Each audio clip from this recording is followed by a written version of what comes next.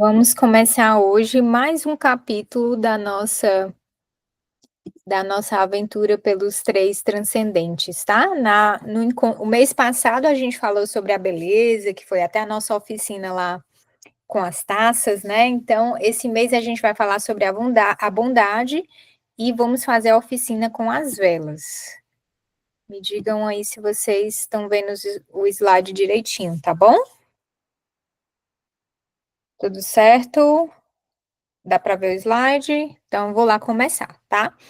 Então, educar para a bondade. Como eu falei para vocês, é mais uma da série onde a gente está vendo os três transcendentes, que são verdade, beleza e bondade. E o Mara, tudo bem, são palavras bonitas e tudo. Eu não consegui assistir a aula passada, então, assim, estou meio de paraquedas, né? Então, por que falar dessas? São três coisas que parecem bem legais, bem importantes, né? Mas por que falar deles? Bem, porque durante muitos e muitos séculos, os três transcendentes que guiaram a forma como as pessoas viviam, né? A forma como as pessoas lidavam com o conhecimento, lidavam com as suas dificuldades e lidavam com a vida, né? Era isso que guiava as pessoas tinham como ideal, né? Então, tem para São Tomás. No entanto, para Tomás, os transcendentes são o primor da ordem cognitiva, o fundamento do conhecimento racional. Então, a verdade, a beleza e a bondade, elas guiavam o ser humano para que ele se aprimorasse. Então, é como se fosse o objetivo da pessoa, né? Encontrar a verdade, fazer o bem, né? A bondade e contemplar a beleza. A beleza como algo que eleva, né? Que torna a pessoa melhor. Então, era esse pensamento que guiou, né, por muitos e muitos séculos, a nossa sociedade, a nossa sociedade com valores cristãos, né, a nossa sociedade ocidental, tá? E assim, o que foi que mudou, né? Assim, óbvio que ia ficar muito grande se eu falar na aula, né? Mas assim, o que guia a nossa sociedade atualmente são os pensamentos relacionados às correntes de pensamentos que conversam com o relativismo, né? Então, nós temos o relativismo cultural, o relativismo moral. Então, assim, que não existe nada é absoluto, tudo pode ser de acordo com a sua interpretação, né? Então, o pensamento que impera na nossa sociedade é isso. E o que eu estou trazendo aqui no grupo é uma outra visão, né?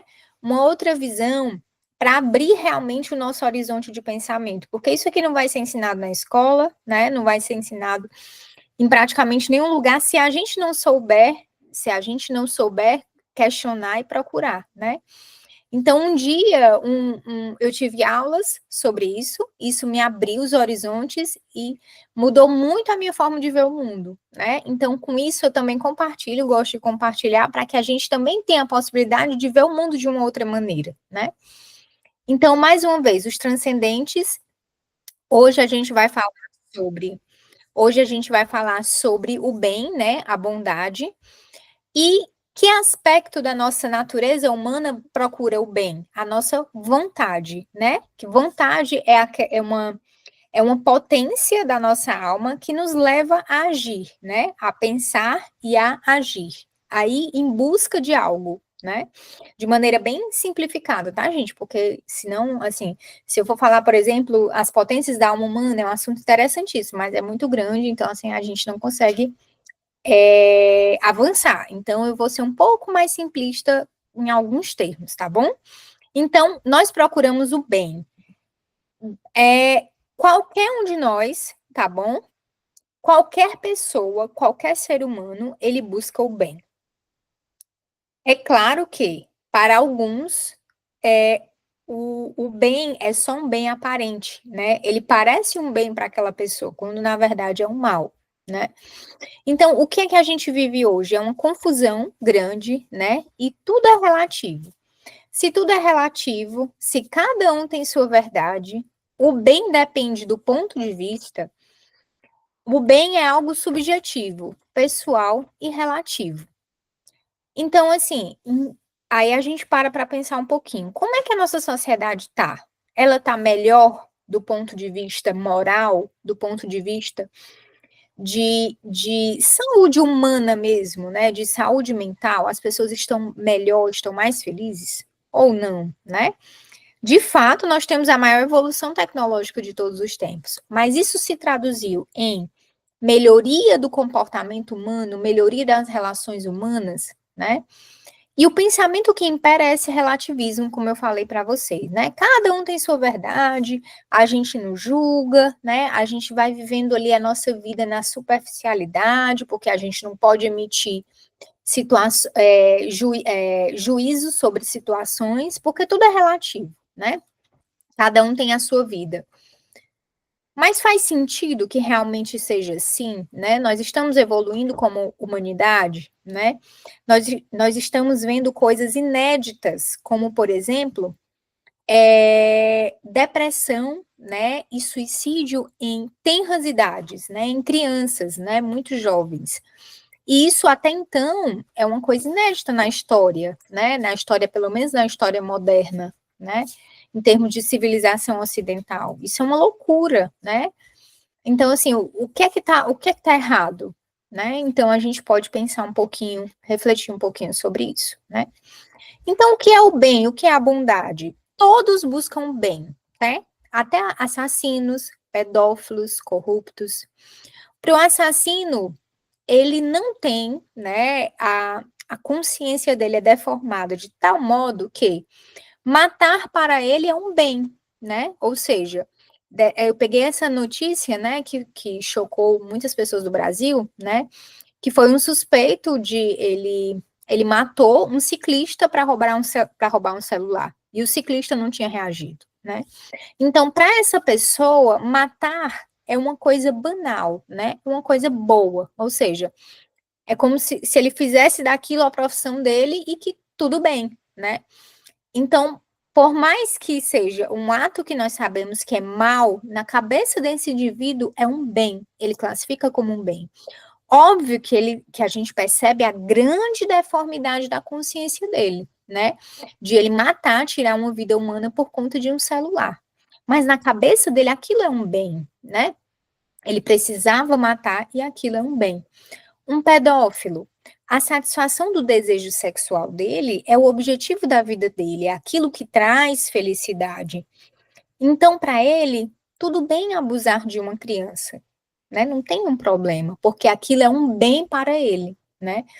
A satisfação da sexualidade dele é um bem, né? O corrupto que rouba milhões e milhões, que mata as pessoas por falta de assistência, né, nos hospitais, mata as pessoas de fome, enfim, para ele é um bem, né? Aquele desvio de dinheiro representa um bem para ele, e muitos ainda acham que, não, a sociedade me deve isso, né? Um grau de deformidade a mais da consciência. Então é importante que a gente diga isso porque muitas coisas erradas e abomináveis são feitas, né? Não porque, eu sei que aquilo é mal e eu vou fazer. Não, muitas vezes porque aquela pessoa enxerga aquilo como um bem. Ela tem um grau de deformidade moral tão grande, tão significativo, que ela é incapaz de enxergar que aquilo é um ato mal. Então, ela só enxerga aquilo como bem, né? Então, assim, já fica essa reflexão aí para vocês, né? Então, muitas coisas que a gente faz achando, muitas coisas que a gente também pode pensar achando que é uma coisa boa, pode ser que não seja, pode ser que a nossa própria consciência esteja deformada. E que também, se a gente não souber orientar os nossos filhos, eles também podem crescer com a consciência deles deformada, tá? Porque ninguém vive contra a sua própria consciência, tá? A pessoa o pedófilo, ele não dorme sabendo, ele não faz aquelas violências, ele não comete o crime e fica de noite se culpando, tá? Ele deformou a consciência dele de tal maneira que ele enxerga aquilo como um bem e que a consciência dele se conformou àquilo, né? Então ele pensa assim: não, não faz nenhum mal para aquela criança, tá tudo bem, eu amei aquela criança e foi maravilhoso para mim, deve ter sido para ela, então isso é uma coisa maravilhosa, tá?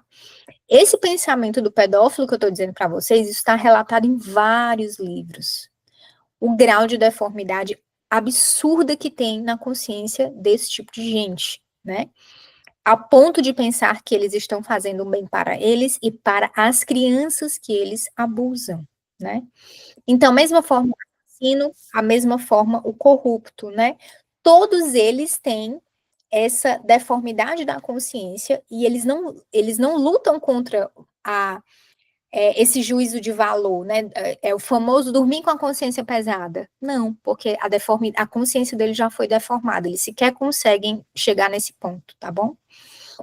E todas as pessoas, absolutamente todas as pessoas evitam o mal, né? E o mal nada mais é do que a carência do bem.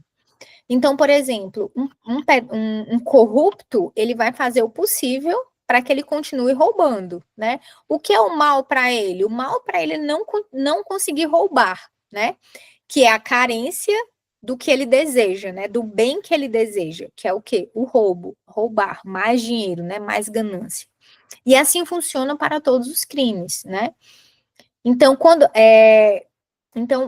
só essas definições iniciais, tá bom? Então, todos nós buscamos o bem e evitamos o mal. Agora, o que é bem e o que é mal vai depender do nível de consciência que nós temos sobre cada coisa, né? Como é formada a nossa consciência. Qual é o nosso referencial? Esse é o problema da cultura do relativismo, né?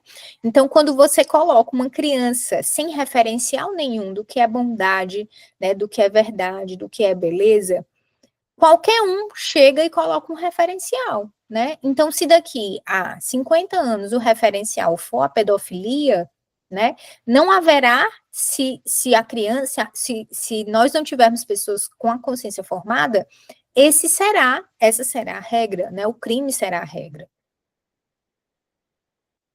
Então, segundo São Tomás de Aquino, né, o bem significa aquilo que é desejável, né? Então, do ponto de vista filosófico, aquilo que é desejável, ele existe antes da nossa vontade. Por exemplo, né? Você pega um sanduíche, né? Daqueles bem gostosos mesmo, bem suculentos, né? Sei lá do Five Guys, bem gorduroso, né? Que a gente chega a saliva quando vê. O sanduíche, ele é desejável, né? Ele já é assim, né? Gostoso e suculento antes que eu o queira, né? Então, o bem, ele já existe antes que eu o deseje, tá bom? Então, bem significa aquilo que é desejável, é aquilo que nos move em direção a, tá? Então, um ser é considerado bom na medida em que é perfeito, pois nessa mesma é desejável, como já se demonstrou. Então, o que é mais desejável, né? É aquilo que é perfeito, né? Ninguém deseja uma coisa quebrada, ninguém deseja uma coisa mais ou menos, né? Você deseja o melhor. E o melhor, o mais perfeito é o mais desejável, né? Ora, consideramos como perfeito aquilo a que nada falta, segundo o modo da sua perfeição. Então, por exemplo, uma cadeira perfeita é aquela cadeira que cumpre a sua finalidade, né? Ela foi criada, aquela cadeira, para que as pessoas possam sentar. Então, se a cadeira cumpre a sua finalidade, ela é perfeita, né? Ela é perfeita ao seu modo, ao modo de cadeira. Então, guardem aí essa definição. Então, nós desejamos aquilo que é perfeito, perfeito ao seu modo. São Tomás, ele também dividia os tipos de bem, né? Os tipos de bem para os quais nós nos direcionamos. Que tipo de bem nós desejamos? Então, ele organizou para que a gente consiga entender, tá? Então, ele definiu os bens como úteis, aprazíveis e honestos. Por aprazível, em relação ao prazer, ele definiu que são bens inferiores, né, que servem ao nosso corpo, à nossa sensibilidade, são passageiros, né? Por exemplo, aquele sanduíche lá do Five Guys que eu falei para vocês, gorduroso, né? Ele atende o nosso prazer, né? É gostoso, né? Atende o nosso paladar, né? E a mesma coisa, um filme, né, que nos proporciona belas imagens, né, atende a nossa parte sensorial, né, que é ver, Então, tudo relacionado aos nossos 5 sentidos, né, são os bens chamados aprazíveis. E eles são passageiros, eles passam, né? Uma vez que nós pegamos uma coisa, comemos alguma coisa, aquele instante é fugaz, né? Ele dura enquanto dura a sensação, né? Depois ele se vai, tá? E ele falou também dos bens úteis, que eles são intermediários. Eles servem como meios, ou seja, eles servem como meios para que nós consigamos bens superiores, né? Que a gente vai falar daqui a pouco. Então, os bens úteis são o quê? O trabalho, o estudo, as ferramentas, o dinheiro, né? Obviamente, desde que é bem ordenado, né? Então, tudo isso são bens úteis que nós desejamos e que eles são intermediários para que a gente consiga algo a mais, né? Algo superior, que são os bens honestos, tá? Que eles são mais elevados, são permanentes. Eles conduzem ao fim último, né? Ao fim último do ser humano, que são exemplos de bens honestos, né? Vida de oração, você ter a sua relação com Deus, né? Com algo, com aquele superior, né? São as virtudes humanas, né? É a contemplação da verdade, o amor ao próximo. Esses são exemplos de bens superiores. E eu vou parar um pouco mais nesse slide para falar um pouquinho sobre a hierarquia dos bens, tá? A hierarquia dos bens. Como eu falei para vocês, os bens úteis, aprazíveis, úteis e honestos, que a gente pode usar como sinônimo de bens superiores, tá? Então, eles se ordenam entre si. Eu coloquei ali menos importância, né, para mais importância. Então, aqui nesse gráfico, nessa imagem, eu coloquei. Então, lá em cima, os bens espirituais e morais, no meio, os bens úteis, e lá embaixo, os bens sensíveis, né, que vão servir ao nosso corpo. Então, eu vou subindo na escala de importância, na hierarquia. Então, quem deve estar em primeiro são os bens superiores, os nossos valores, que a gente pode chamar também. Muitas vezes a gente usa a palavra valor, né, como esse bem superior, que são os nossos valores, por exemplo, ou os bens espirituais, os bens intelectuais e os nossos valores morais. Então, eles ficam lá na hierarquia, né? No meio, os bens úteis, que eu já falei para vocês, como o trabalho e o dinheiro, e os inferiores, lá embaixo, que são os corporais e os sensíveis. Então, por que eu falo em hierarquia? Porque há uma subordinação. Os nossos valores superiores, os inferiores devem estar subordinados aos superiores, né? Então, por exemplo, os bens úteis, eles devem ser usados para alcançar os bens espirituais, os bens morais, né? Os bens corporais, eles devem também ser meio para atingir os bens, podem ser usados a favor de bens úteis, para também atingir bens espirituais, bens mais elevados, bens superiores, tá? É, essa hierarquia, ela existe independente de eu e você querermos, tá? Algo vai orientar as nossas ações, a nossa vontade. Inevitavelmente, a nossa vontade vai se dirigir para esses bens, sejam. É, e se cada um for ordenado dentro da hierarquia, todos os bens são bons, tá?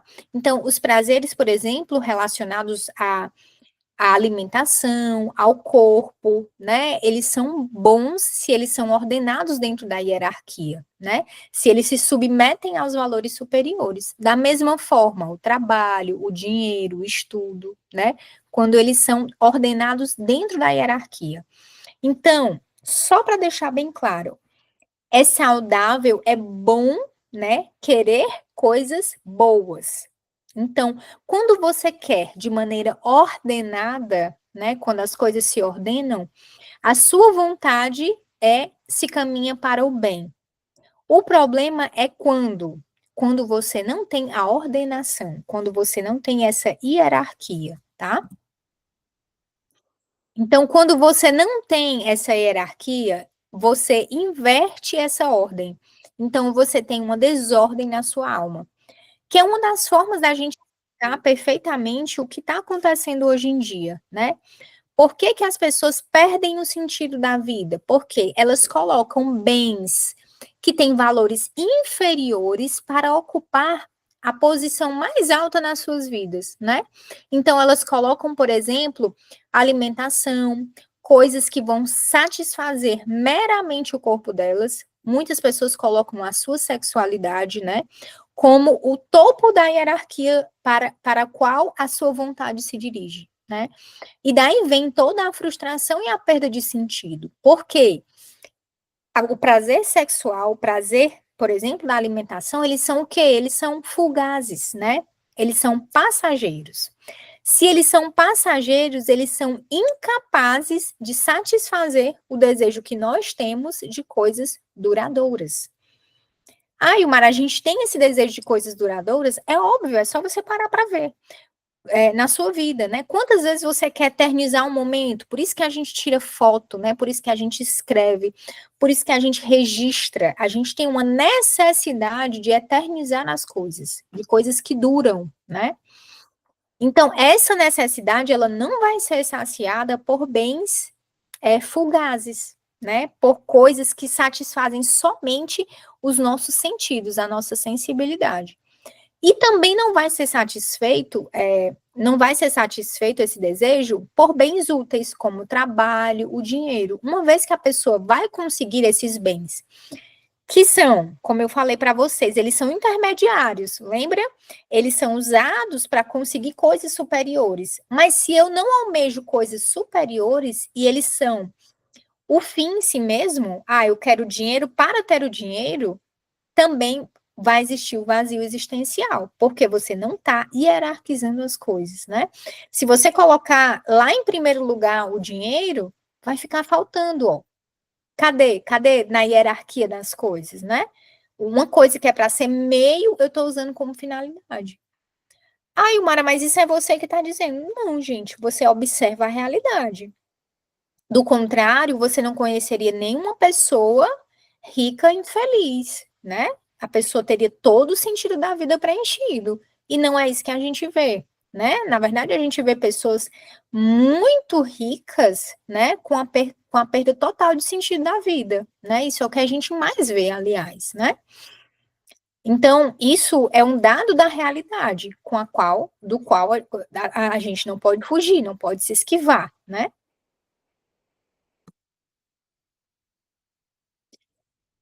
Aí vou falar um pouquinho também, ó, agora sobre as desordens da hierarquia do bem, com alguns exemplos, como eu falei para vocês, né? Relacionado agora às crianças, né?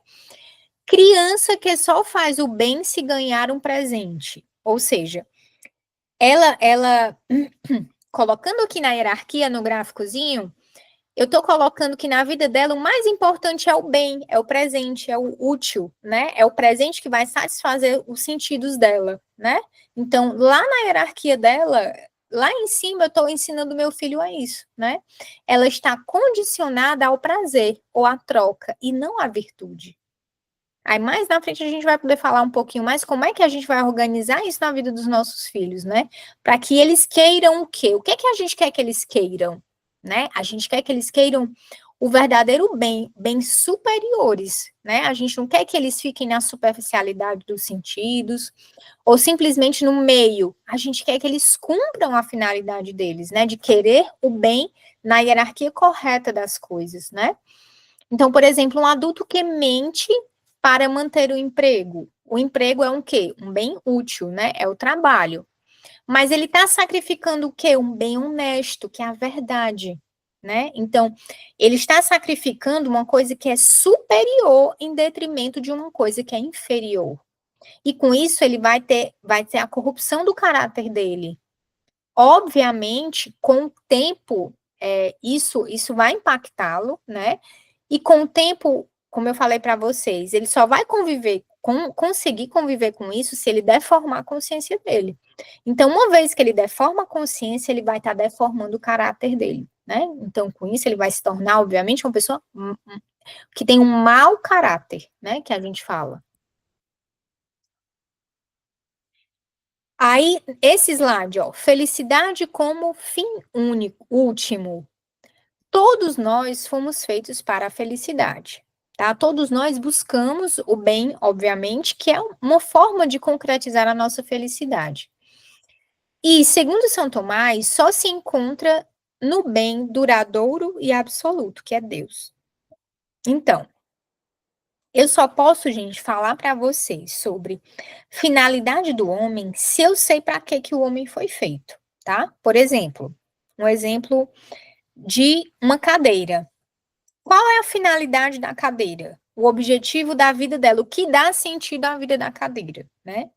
O que dá sentido à vida da cadeira é alguém sentar, ela ser boa para alguém sentar, né? Então, o fim último de uma cadeira é que ela sirva para sentar. Então, assim, quando alguém senta nela, a cadeira se realiza. Ela atingiu o ápice da vida dela, né? Ou seja, ela realizou o sentido da existência dela enquanto cadeira, tá bom? Então, assim, um objeto é mais fácil da gente entender, né? Mesma coisa, um copo de água. O objetivo dele é conter alguma coisa, né? Para que a pessoa possa tomar. Aqui, o copo está se realizando. Ele é um copo feliz e realizado, porque ele está cumprindo a função dele, né? Que é abrigar alguma coisa dentro dele, né? Mas quando a gente fala de ser humano, né? Como é que um ser humano se realiza, né? Qual é a finalidade do ser humano?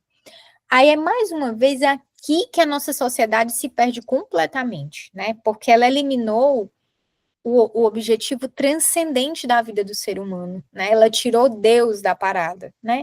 Então, quando você tira a transcendência, né, da vida do ser humano, como é que você explica qual é a finalidade do ser humano, né?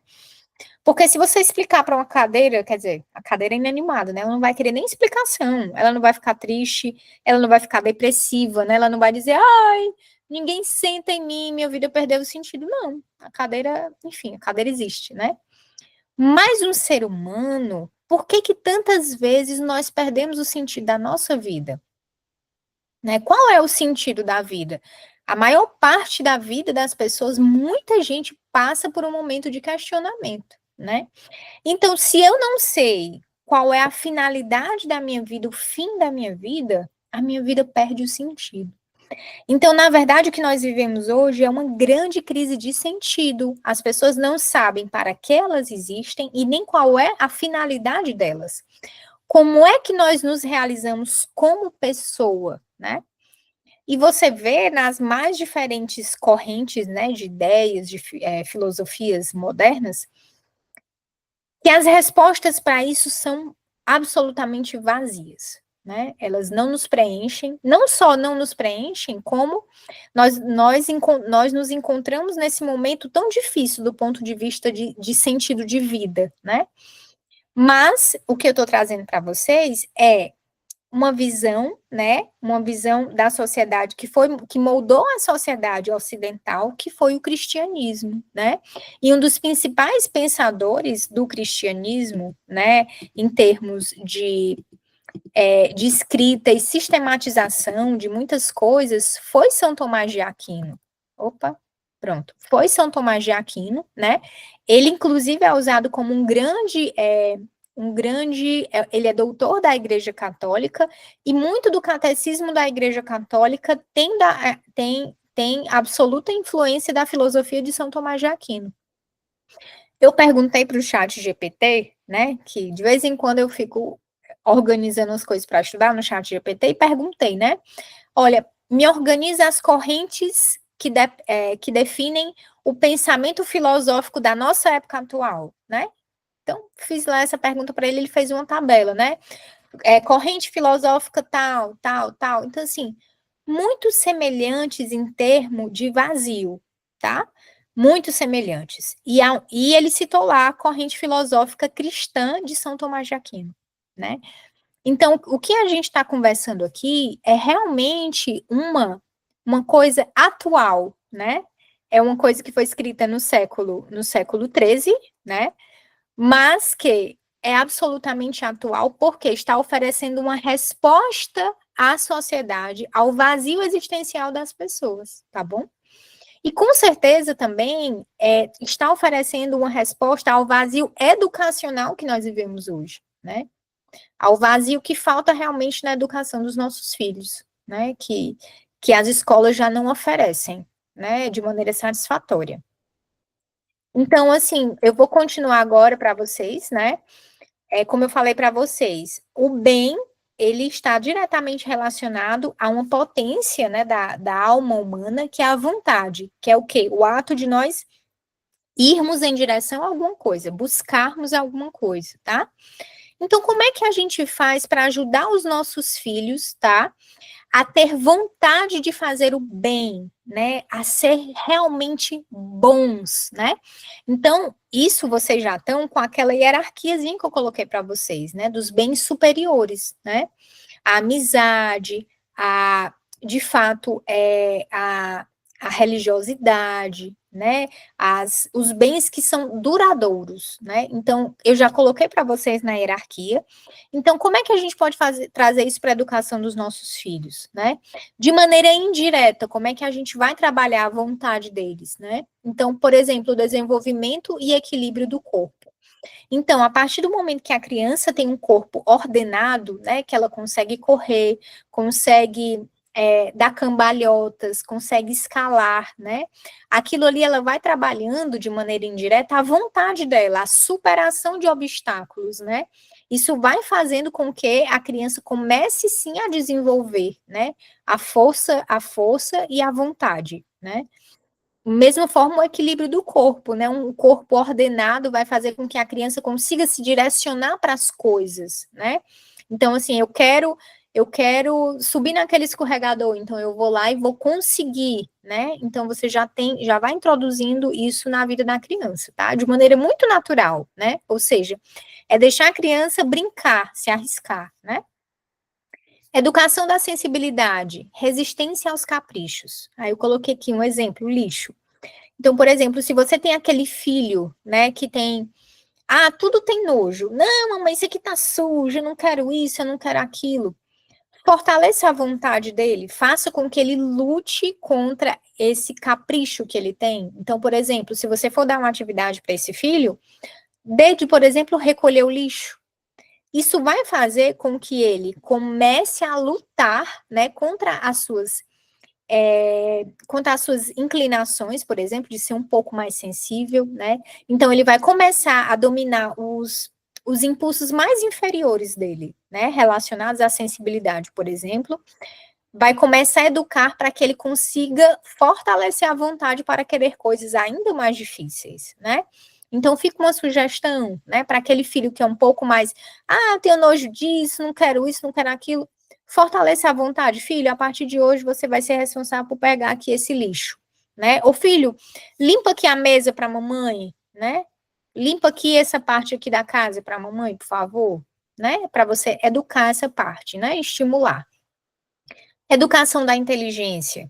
Você vê que cada dia mais você tem um empobrecimento dos currículos escolares, você tem um empobrecimento da quantidade de coisas que as crianças leem. Eu acho que saiu há algumas semanas uma reportagem dizendo que a gente atingiu o menor número de leitores no Brasil das últimas décadas, né?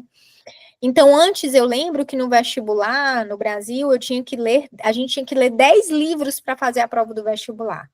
Hoje você não precisa ler nenhum livro para fazer a prova de vestibular. Então, muitas vezes, aqueles 10 livros era o que a pessoa lia ali no ensino médio todo, né? Hoje nem isso mais, né? Então, conhecer nos inclina a fazer. Então, se eu apresento boa literatura para os meus filhos, bons livros, ensino como a natureza funciona, como as coisas funcionam, conhecer inclina a fazer, inclina para o bem, tá? Então, é importante que as crianças conheçam, né, geografia, história, para que elas entendam o mundo, como ele funciona. Isso vai incliná-las a fazer também, né? A fazer, aí assim, a forma como você vai apresentar vai conduzi-las a fazer o bem, né? Formação dos hábitos, né? O hábito da ordem, a obediência nem se fala, né? Educa muito a vontade das crianças, né? Então, e o Mário, é tão chato cobrar a obediência da criança, gente. pode ser chato, tá? Mas é muito importante para a formação da vontade. Uma criança que tem hábitos, que tem obediência, né, que tem ordem, né? Tudo isso faz com que ela comece a trabalhar, a ter bons hábitos e com isso vai servir de alicerce para ela construir virtudes, né? E quando ela constrói virtudes, ela vai ordenar automaticamente a vontade dela para o bem, né? É impossível uma pessoa que tenha virtudes e não se ordene para o bem, né? Se não se ordena para o bem, então não é virtude, tá bom? Outra coisa, de forma direta, né? Fortificar a vontade. Como é que a gente pode trabalhar para fortalecer a vontade dos nossos filhos diretamente? Primeiro, seguir as etapas do desenvolvimento, né? De acordo com o que cada criança é capaz, né, de fazer, de realizar, você vai não subestimar, não superproteger aquela criança, né? Você vai deixar também com que ela também tome atitudes, né? De acordo com o que ela é capaz, né? Ela pode levar um prato para a pia, né? Então, ela vai levar o prato para a pia, né? Ela vai arrumar a cama, né? Ela vai juntar os brinquedos. Tudo isso vai fazer com que ela fortaleça a vontade dela. Ah, mamãe, tô morrendo de preguiça de fazer isso. Tudo bem, filho, a gente luta contra a preguiça e vai, né? Então, você fortalece a vontade, né? Tratar cada criança segundo o caráter e disposição que manifeste. Gente, nenhum dos nossos filhos, eles vêm santos e prontos, né? Nenhum deles. Se você está considerando assim, então tome cuidado. Pode ser que você não esteja olhando diretamente para o seu filho ou deixando passar coisas que você não deveria, tá bom? Então, vamos olhar com muita atenção para as intenções dos nossos filhos e trabalhar cada uma. Por exemplo, se eu sei que um filho tem uma tendência a ser mais egoísta do que os outros, por exemplo, daquele filho que tem uma tendência a ser mais egoísta, óbvio que todas as crianças têm, né? Mas se tiver algum que, por exemplo, tenha mais, aquele filho a gente deve pedir para que ele sirva mais aos outros, né? Para que ele seja mais generoso, né? Então, por exemplo, você pode pedir: ah, filho, hoje você vai servir a água de todos na casa, né? Então você coloca lá ele para encher os copinhos e servir, né? Aí você vai trabalhando, né? Várias virtudes, né? Mas também fortalecendo a vontade, tá? E fazer a criança entender a necessidade do esforço. Lembrar, parabenizar os resultados, ok, mas acima de tudo o esforço. O esforço que ele fez. Poxa, filho, eu vi que você está se dedicando, você vai ali todo dia, pratica, né? Estou muito feliz com o seu esforço. Ou seja, você não está elogiando, poxa, filho, como você está tocando bem, né? Você está elogiando o esforço da criança de sentar ali todo dia para fazer. Então, são coisas diferentes, tá? Elogiar o resultado, ótimo. A gente tem que elogiar, com certeza, porque isso vai motivar a criança. Mas nunca esquecer de elogiar o esforço que ela está fazendo para empreender determinada coisa. Porque às vezes o esforço dela não resulta em uma coisa boa, né? Mas o esforço foi o grande ganho, tá? Ir ao sentimento e à razão, tá? De acordo com a idade, você apelar, conversar em relação aos sentimentos, ver os sentimentos da criança, mas também não esquecer de racionalmente explicar o mundo para ela, tá? De acordo com a idade, tá certo? A gente não pode deixar só na parte dos sentimentos, mas tem que fazer com que a criança racionalize as coisas, né? Que passe pela inteligência dela. Óbvio que de acordo com cada idade, tá? Então, dirigir a criança para o bem, fazer conhecer, amar e praticar o bem. Como é que eu vou fazer isso? Primeiro, né, exercendo a religiosidade, a catequese, por exemplo, para que ela saiba que existem coisas superiores a ela, para que ela ame o que é superior a ela e que ela se sinta amada, né? Então, sempre que possível, né, falar de coisas boas para crianças em situações oportunas, né, de maneira amável, tá? Ensinar a criança também a desprezar o respeito humano, que é o quê? Enxergar a covardia de ceder ao meio. Então, sempre que possível, você dizer, olha, filho, você tem que fazer as coisas independente as coisas certas, independente do que as pessoas vão achar de você. Independente do que todo mundo estiver fazendo, o que importa é você fazer o certo e acabou, tá? Então, encorajar os nossos filhos. Isso também vai ser muito importante lá na adolescência, né? Onde eles vão se importar muito com a opinião dos outros. Mas é importante a gente crescer sempre fortalecendo isso, tá? Então, dar à criança uma iniciativa razoável. O que é isso? A criança também precisa manifestar os seus desejos e as suas vontades, até para que a gente conheça a criança, né? Então, ambientes mais abertos, liberdade para ela correr, para ela pular, para ela gritar, né? Ah, meu filho, corra e grite, faça o que você quiser. É importante, assim, de maneira controlada, óbvio, você não vai mandar um menino sair correndo na avenida, né? Mas assim, você dá espaço para eles, né? Isso também para crianças muito expressivas, por exemplo, o teatro, a música, né? Isso vai dar vazão, né, aos desejos e às vontades da criança de maneira controlada, né, e de maneira saudável. Então, fazer com que se acostumem a refletir, né? Não só, por exemplo, falar com os nossos filhos no calor do momento, quando eles estão fazendo coisas erradas, mas no momento de tranquilidade, né, no momento de um jogo, de alguma coisa, você fazer com que a criança pense, poxa, filho, aquilo que você fez, você não acha que poderia ter feito melhor? Você acha que foi bom aquilo que você fez, né? Pegar esses momentos e ensinar a criança a refletir, tá? Dar e mostrar bons exemplos, né? Exemplos diversos para identificação. Isso daqui a gente consegue muito, gente, também através da literatura. Bons livros com boas histórias fazem com que a criança veja isso. Eu até vi uma recomendação, eu até comprei essa coleção aqui para casa, que é da Laura Ingalls.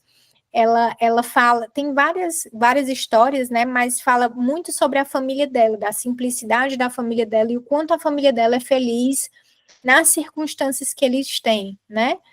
Então, assim, dá exemplos não só nossos ou de pessoas que a gente conhece, mas quando você dá uma boa literatura para os nossos filhos, quando a gente dá uma boa literatura para os nossos filhos, a gente amplifica isso, né? Eles vão ter contatos com as mais diversas histórias, né? E vão aprender, né? Com boas histórias, é claro, né? Porque histórias ruins também vão fazer o contrário, né? E empregar os meios sobrenaturais, as virtudes cristãs e a vida de oração, principalmente aqui dos pais, né? Porque a gente não consegue nada sozinho, de fato, né? A gente precisa de muita ajuda. Então, só resumindo, vou só passar 3 minutinhos do horário que eu falei para vocês. Então, número 1, olhar atento para as particularidades e necessidades dos filhos. Gente, cada filho é único, tá? Então, o que eu tô falando aqui para vocês são de coisas gerais. Vocês podem sim estar numa situação em que o filho de vocês precisa de coisas particulares, de coisas, obviamente o filho de vocês vai precisar de coisas direcionadas para ele, né? E cabe a nós, né, a gente estudar, ajudar, a se ajudar, aprofundar, né? Mas nunca olhar os nossos filhos como um geral, eu vou aplicar essa regra aqui e vai dar tudo certo. Não. Olhar muito, gente, procurar muito conhecer os nossos filhos de maneira íntima, tá? E 2, o fim da educação é formar um ser apto a governar-se a si mesmo, tá? Então, o ápice do sucesso, né, da educação que nós podemos dar aos nossos filhos é ensinar eles a se governarem, né, a dominar as suas más tendências, né, os seus vícios, né. Isso a gente vai conseguir também através plantando as bases para que eles consigam ter virtudes, né. Isso aí eles vão conseguir por eles mesmos, né. Mas esse é o sucesso da educação, né? E número 3, ensinar a querer o bem por ele mesmo, o verdadeiro bem. Então, diminuir o sistema de recompensas, né, baseado em coisas, né? E não, às vezes a gente corta muitas coisas boas que os nossos filhos estão sentindo, por exemplo, por falta de atenção mesmo. Às vezes o nosso filho faz uma coisa boa e você vê que ele percebeu, poxa, mamãe, eu fiz uma coisa muito boa, sei lá. Ah, eu ajudei aquela senhora no elevador. Aí você, poxa, esse momento ele já recebeu a recompensa, entendeu? Ele fez o bem, né? O bem a uma pessoa e aquilo foi a recompensa para ele, o bem pelo bem, né? Então, poxa, filho, como eu tô feliz com você, você foi bondoso, parabéns. Então, assim, parabeniza isso e valoriza essa ação. Mas pronto, acabou, né? Deixa ele curtir esse momento, né? Porque às vezes a gente faz o quê? Poxa, filho, você foi muito bem, você vai ganhar um sorvete. Então a gente cortou, gente, a gente cortou completamente aquele momento onde ele de fato fez o bem pelo bem, né? Então a gente está atento para não cortar isso na vida dos nossos filhos, tá bom? As minhas referências, tá? Fiquem à vontade, acho que dá uns 5 minutinhos aí de perguntas, meninas. Fiquem à vontade para perguntar. Deixa eu interromper aqui a apresentação. Pronto, turma. Aí não passei muito do tempo. Digam aí.